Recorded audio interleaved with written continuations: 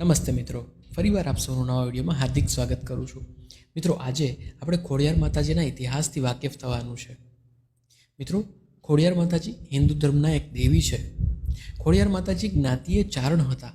તેમના પિતાનું નામ મામડિયા અથવા મામૈયા અને તેમના માતાનું નામ દેવળબા અથવા મીણબાઈ હતું.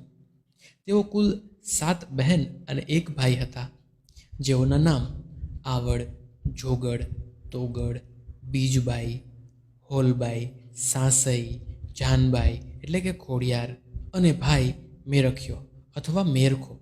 તેમનું વાહન મગર છે. તેમનો જન્મ આશરે 7મી સદીમાં મહાસુદ આઠમના દિવસે થયો હતો, જેથી તે દિવસે ખોડિયાર જયંતિ ઉજવવામાં આવે છે. મિત્રો, ખોડિયાર માતાજી સાથે ઘણી બધી કથાઓ જોડાયેલી છે.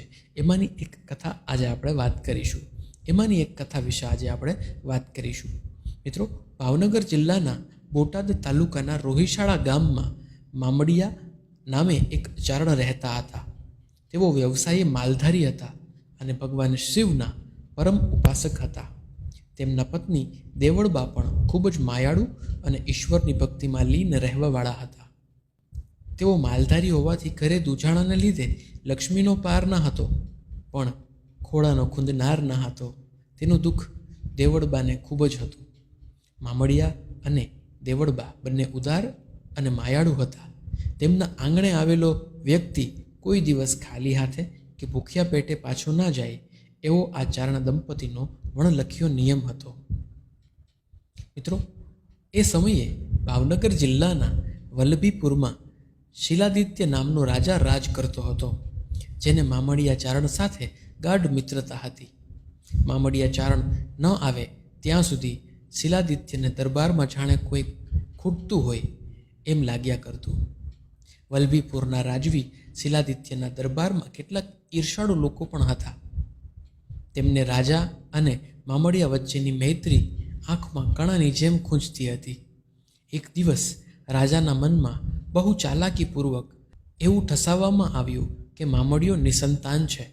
તેનું મુખ જોવાથી અપશુકન થાય, જેને લીધે ભવિષ્યમાં આપણું રાજ પણ ચાલુ જવાનો ડર રહે. આથી એક દિવસ મામડિયા પોતાના નિત્યક્રમ મુજબ પ્રભાતના પહોરમાં રાજમહેલે આવીને ઊભા રહ્યા. રાજવીના મનમાં અદાવતિયાઓએ રેડેલું ઝેર ઘમરાતું હતું. કંઈ બોલ્યા ચાલ્યા વગર એક જ વાક્યમાં મિત્રતા હવે પૂરી થાય છે એમ કહી શિલાદિત્ય પોતાના મહેલમાં ચાલ્યા જાય છે. ત્યારબાદ રાજાના વર્તનનો મૂળ હેતુ લોકો પાસેથી જાણીને મામડિયાને ખૂબ જ દુઃખ થાય છે. આમ તેને જે લોકો સામે મળ્યા તે વાંજિયું મેણું મારવા લાગ્યા. તેનાથી ખૂબ જ દુઃખી થઈને વલ્લભીપુરથી પોતાના ગામ આવી પત્નીને રાજા સાથે થયેલી વાત માંડીને કરે છે. મામડિયાને જિંદગી હવે ઝેર જેવી લાગવા માંડે છે. આમ પહેલેથી જ ભક્તિમય જીવન જીવતા મામડિયાએ ભગવાન શિવના શરણમાં માથું ટેકાવ્યું અને શિવાલયમાં શિવલિંગની સામે બેસીને નિશ્ચય કર્યો કે તેમની અરજ ભગવાન સ્વીકારે તો તેઓ પોતાનું મસ્તક ઉતારીને કમળ પૂજા ચડાવશે. મામડિયો ભગવાનની આરાધના કરવા લાગે છે. આમ છતાં કોઈ સંકેત થતો નથી અને પોતાનું મસ્તક તલવારથી ઉતારવા તૈયાર થાય છે. ત્યારે જ ભગવાન શિવ પ્રસન્ન થાય છે અને પાતાળ લોકના નાગદેવતાની પુત્રીઓ અને નાગપુત્ર તેમને ત્યાં આવી રીતે 7 પુત્રીઓ અને 1 પુત્ર તરીકે જન્મ કરશે તેવું વરદાન આપે છે.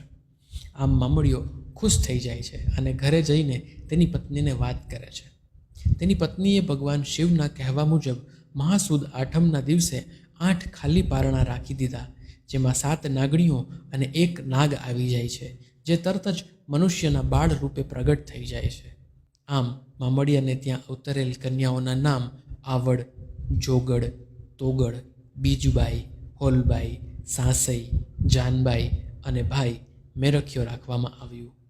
ખોડિયાર માતાજીનું નામ ખોડિયાર પાડવા પાછળ પણ એક નાની એવી કથા જાણવા મળે છે.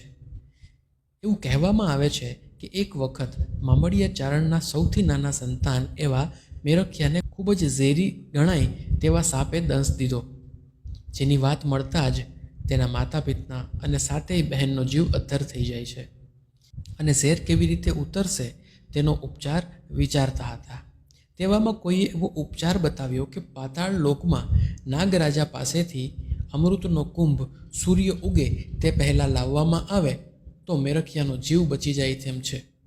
આ સાંભળીને બહેનોમાં સૌથી નાના એવા જાનબાઈ પાતાળમાંથી કુંભ લેવા જાય છે.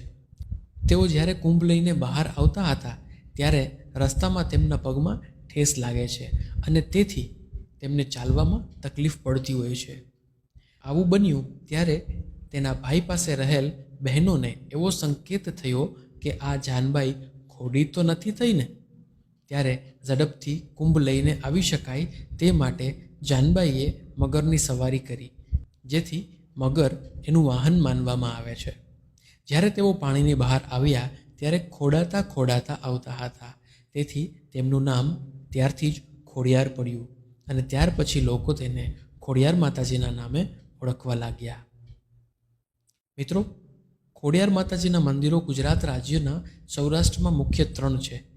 ધારી પાસે આવેલું ગળધરા, વાંકાનેર પાસે આવેલું માટેલ અને ભાવનગર પાસે આવેલું રાજપરા. આ સ્થાનકોમાં પાણીના ધરાવો આવેલા છે.